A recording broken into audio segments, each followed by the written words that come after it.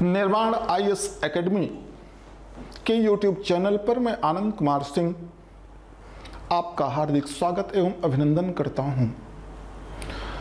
शिक्षक और सड़क दोनों एक प्रजाति के लोग हैं।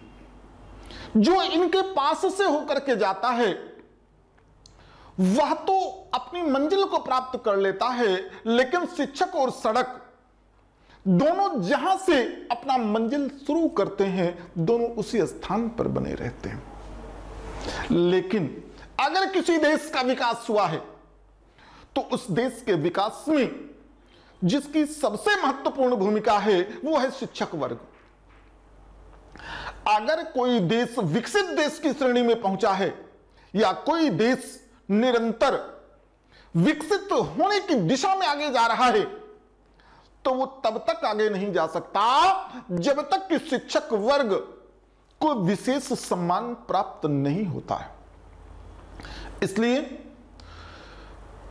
भविष्य के जो शिक्षक हैं वो लोग कमर कस के तैयार हो जाएं कि अगर हमको राम राज्य लाना है, अगर हमें अपनी खोई हुई अस्मिता को पुनः स्थापित करना है तो हमको कुछ ऐसा करना होगा कि जिससे हमें हमारा वो सम्मान प्राप्त हो सके। जानते जापान आज विकसित देश होने की स्थिति में क्यों है?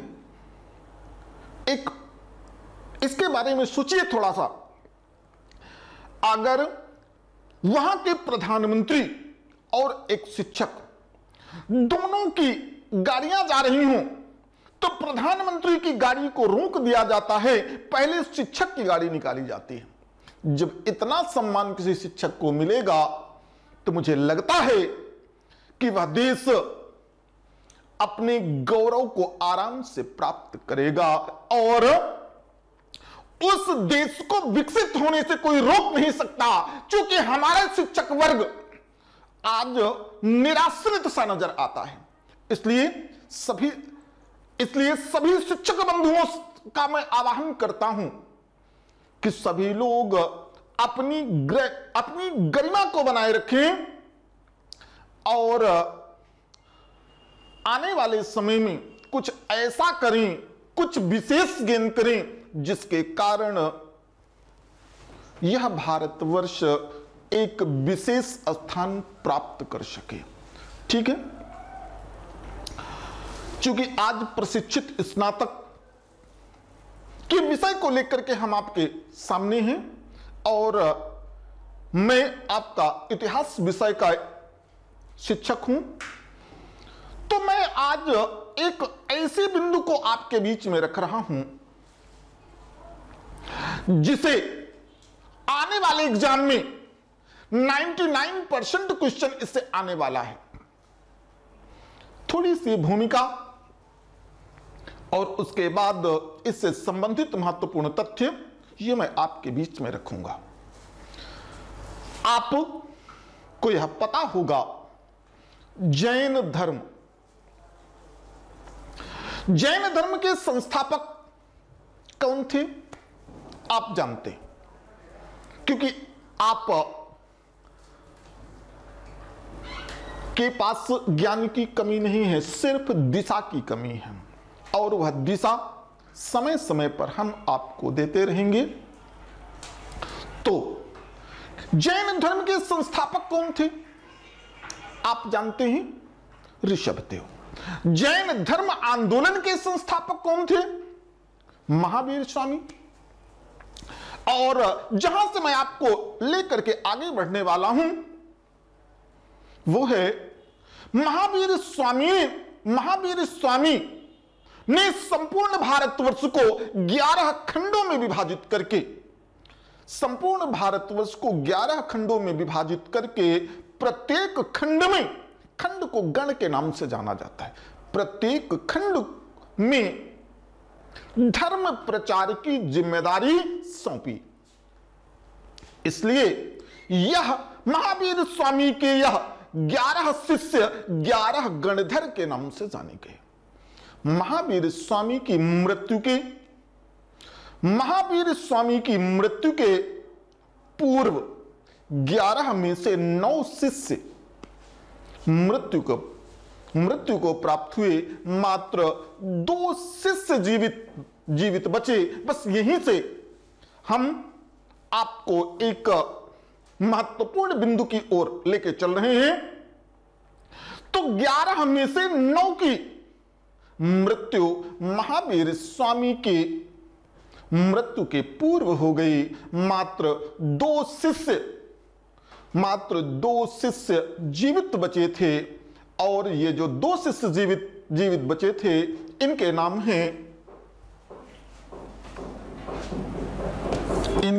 हैं इंद्रभूति और सुधर्मन।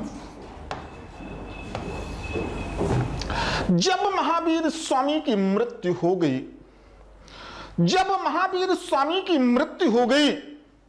तो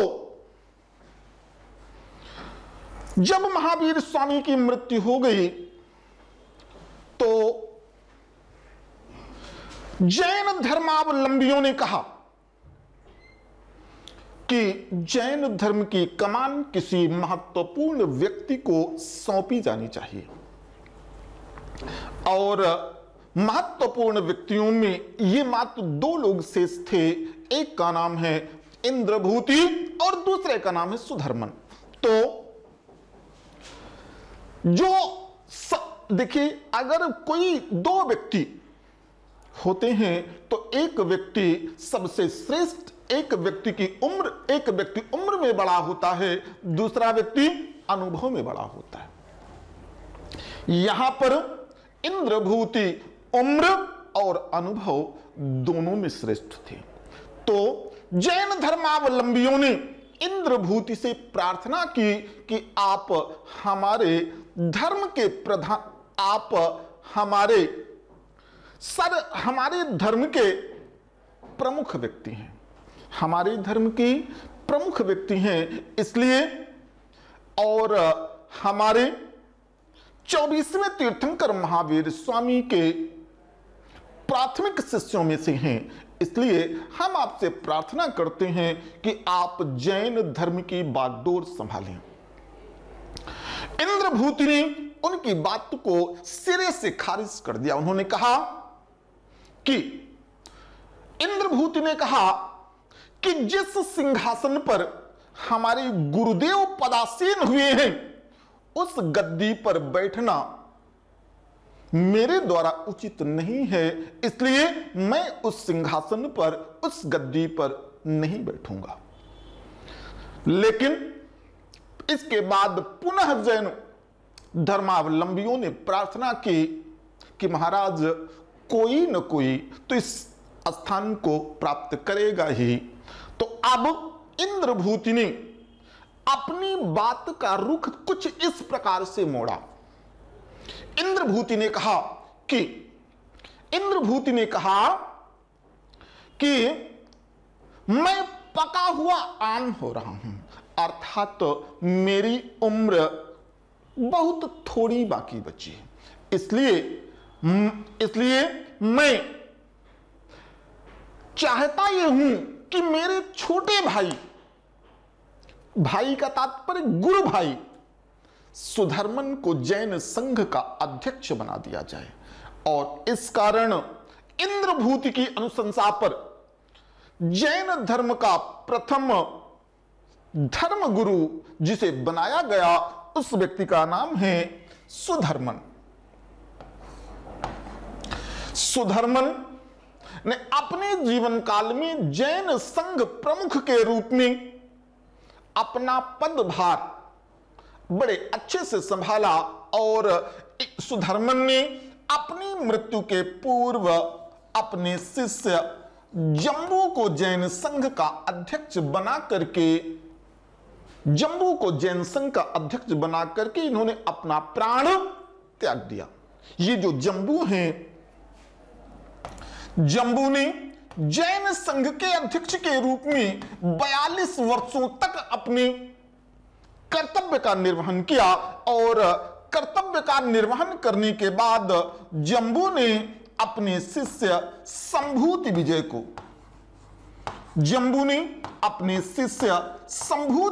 को जैन संघ का अध्यक्ष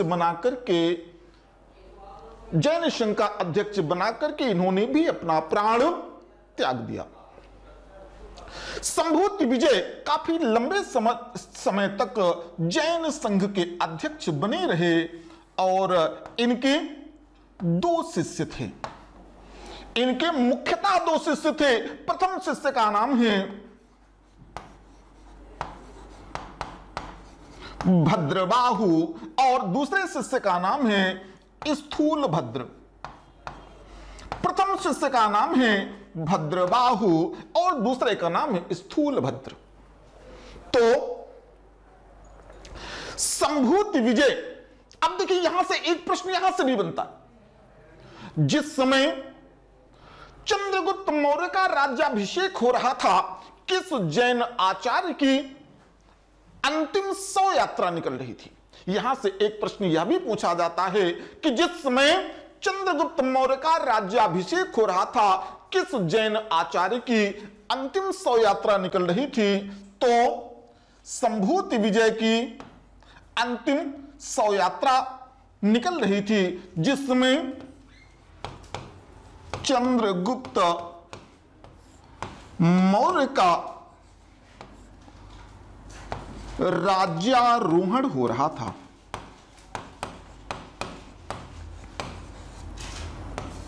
चलिए, तो अब चंद्रगुप्त मौर्य के काल में आते हैं। चंद्रगुप्त मौर्य के काल में संभूति विजय के दो शिष्य, एक का नाम भद्रबाहु और दूसरे का नाम स्थूलभद्र, ये जैन धर्म की कमान संभाले हुए थे। चंद्रगुप्त मौर्य के काल में 12 वर्षों का भीषण अकाल पड़ा। चंद्रगुप्त मौर्य के काल में 12 वर्षों का भीषण अकाल पड़ा और इतना भीषण अकाल कि लोग अपने पालतू जानवरों को मारकर काट कर खा गए।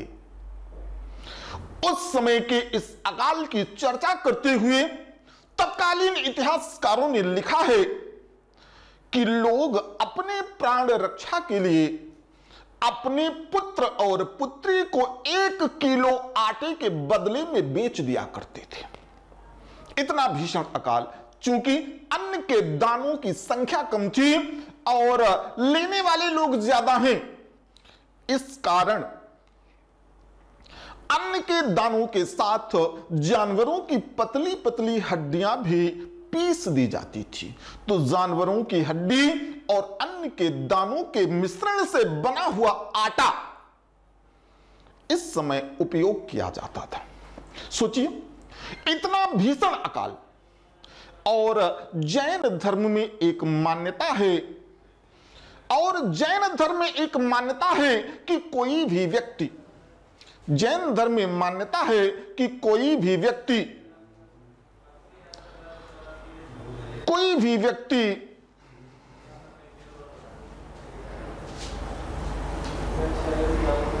जैन धर्म में मान्यता है कि कोई भी व्यक्ति मांग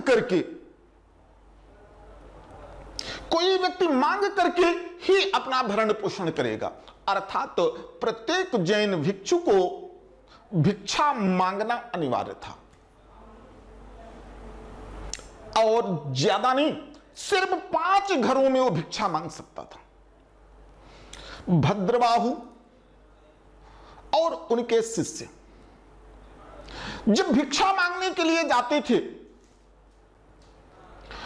किसी के दरवाजे पर गए, खड़े हो गए, आवाज लगाई, माताम भिक्षाम देहि, आवाज लगाई कि माता मुझे भिक्षा दे दो, तो लोगों के अपने खाने की जुगत नहीं है, क्या कोई भी व्यक्ति भिक्षा देगा? नहीं।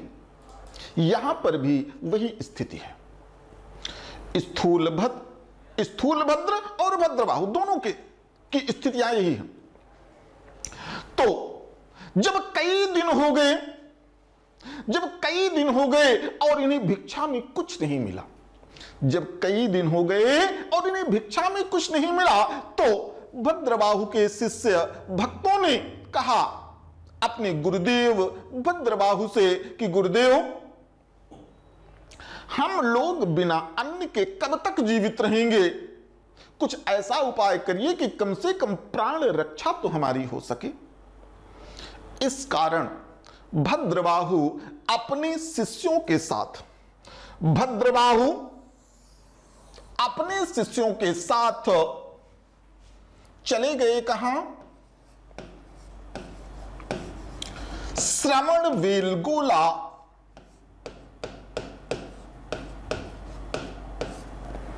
मैसूर कर्नाटक। श्रवणबेलगोला मैसूर कर्नाटक चले गए। इस समय श्रवणबेलगोला मैसूर कर्नाटक उत्तम किस्म के सेब के लिए बड़ा प्रसिद्ध था। उनको यह था कि अगर भिक्षा ना भी मिलेगी तो ईश्वरीय भिक्षा अर्थात प्रकृति से मिलने वाले फलों को खा करके हम अपना जीविकोपार्जन करेंगे। अब चूंकि भद्रबाहु अपने शिष्यों को लेकर के श्रवणबेलगोला मैसूर कर्नाटक चले गए, अब स्थूल भद्र से उनके शिष्यों ने कहा कि गुरुदेव, हम लोग बिना अन्न के मरने के कगार पे आ गए हैं, क्योंकि एक दिन भोजन नहीं मिलेगा, दूसरे दिन भी नहीं मिलेगा। जब लगातार अन्न की किल्लत बनी हुई है तो कब तक हमारा जीवन चलेगा। स्थूल भद्र ने कहा कि तुमको जाना हो चले जाओ, लेकिन मैं तो नहीं जाऊंगा। आपको मालूम है कि कुछ लोग जो होते हैं वो थोड़ा सा मुंहफट टाइप के होते हैं, कोई भी बात बिना झिझक के बोलते हैं। एक शिष्य ने कहा, गुरुदेव, क्या आपने आत्महत्या करने का विचार कर लिया है? स्थूल भद्र ने कहा, नहीं, आत्महत्या जैसा विचार मेरे दिमाग में नहीं है। तो उन्होंने कहा, फिर आप दूसरी जगह क्यों नहीं चलना चाह रहे? स्थूल भद्र ने जवाब दिया कि मैं नहीं जा रहा, इसके मूल में सिर्फ एक कारण है। कहें क्या? कहें एक कहानी सुनो।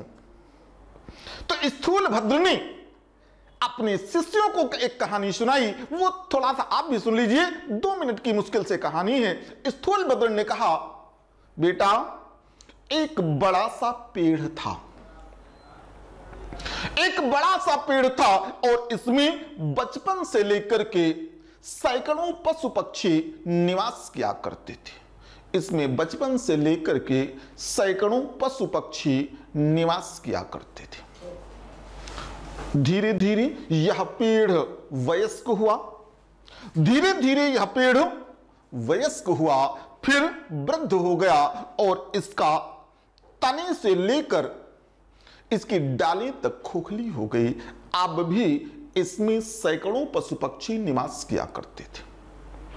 एक दिन उस पेड़ में आग लग गई। तो जैसे ही उस पेड़ में आग लगी, सारे पशु पक्षी उस पेड़ को छोड़ करके भागने लगे। सारे लोग उस पेड़ को छोड़ करके भागने लगे। अब स्थिति क्या है कि सारे लोग उस पेड़ को छोड़ करके भागने लगे, लेकिन एक गौरैया का जो नर होता है, वो उस पेड़ में उसी स्थान पर जहां बैठा करता था वहीं पर घुस करके बैठा रहा।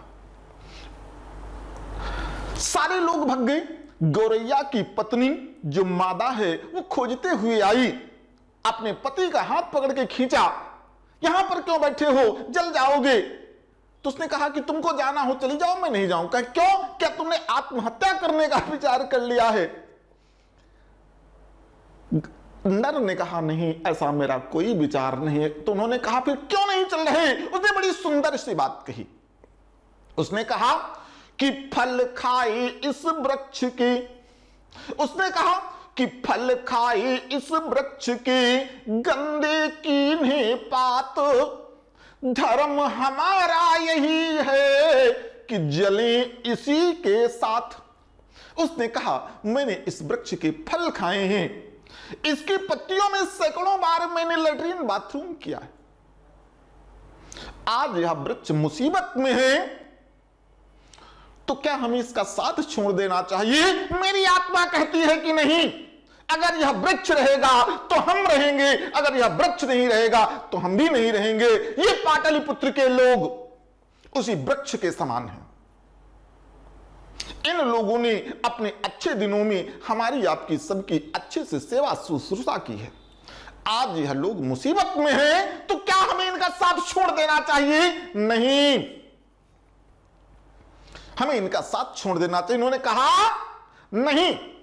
अब अगर इनका साथ नहीं छोड़ना है तो हम लोग जंगल में पड़े रह करके क्या करेंगे? उन्होंने नगर के बीचों बीच जो बाजार वाला एरिया होता है वहां पर घास फूस का छप्पर डाल करके रहना प्रारंभ किया।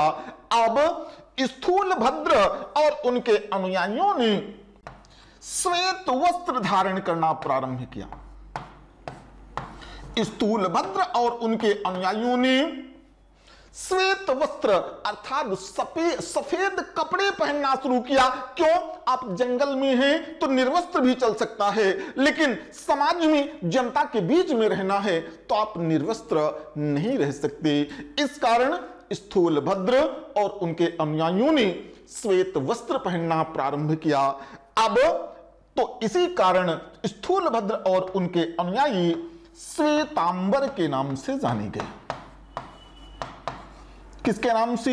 श्वेतांबर के नाम से जाने गए।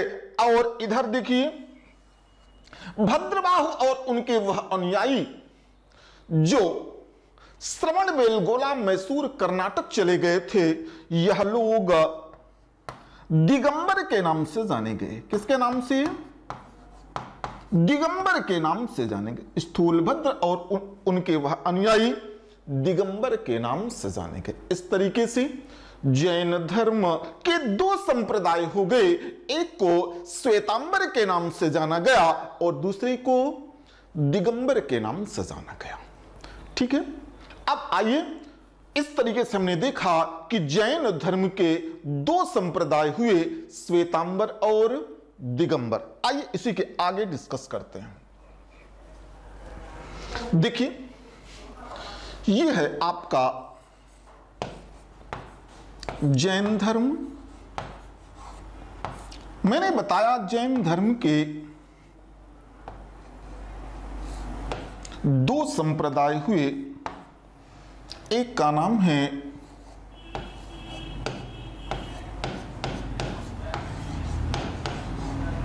श्वेतांबर और दूसरे का नाम है दिगंबर। बड़े ध्यान से समझिएगा, क्योंकि जो क्वेश्चन जिसे बताने के लिए मैंने इतनी भूमिका बनाई है वो क्वेश्चन यहीं से आएगा। देखिए, ये जो जैन धर्म है, जैन धर्म के मूलतः दो संप्रदाय बने। श्वेतांबर जो श्वेत वस्त्र, वह जैन धर्मानुयायी जो श्वेत वस्त्र पहना करते थे, श्वेतांबर के नाम से जाने गए। और वह जैन धर्मानुयायी जो निर्वस्त्र रहने में विश्वास करते थे, दिगंबर कहलाए। अब ये श्वेतांबर के पुनः दो उप संप्रदाय हुए। एक का नाम है पुजेरा और दूसरे का नाम है ढढ़िया या स्थानकवासी।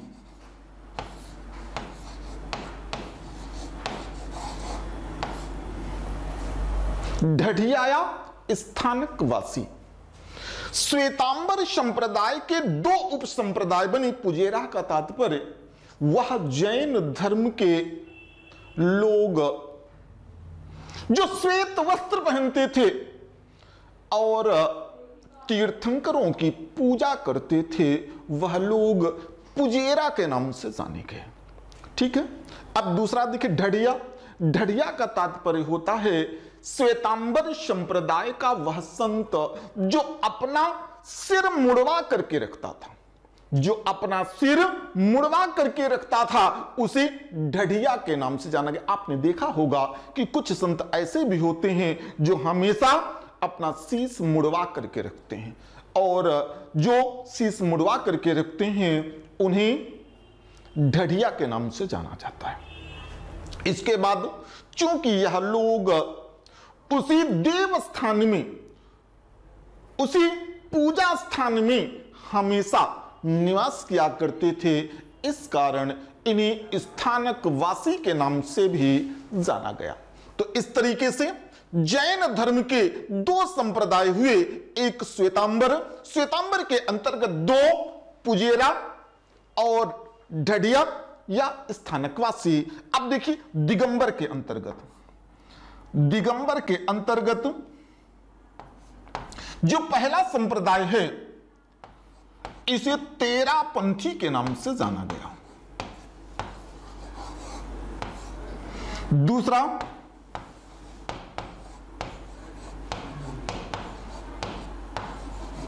बीसपंथी, तीसरा समैयापंथी